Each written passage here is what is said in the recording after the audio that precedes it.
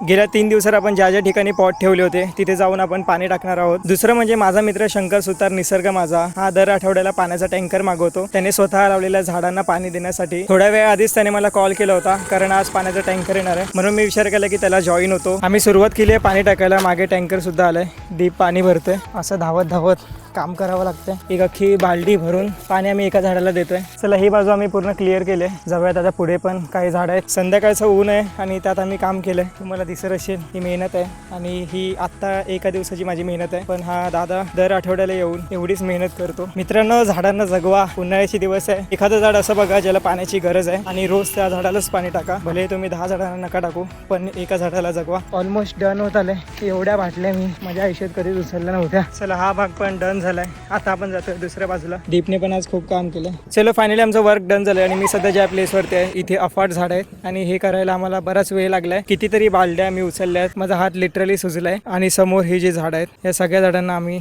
पाणी दिले. आता झाडाला पाणी देऊन आम्ही खूप थकलो होतो, म्हणून आज आमच्याकडून जितकं पॉसिबल होईल तितक्या स्पॉटमध्ये आम्ही पाणी टाकणार आहोत. माझे शूज पूर्णपणे भिजले आहेत आणि पॅन्ट सुद्धा खराब झाले. आपण थोडीशी रेस्ट करतोय. सध्या आपण मका घेतोय खायला. आम्ही ते मका घेतलंय आणि या पॉटमध्ये बघा किडे गेलेत.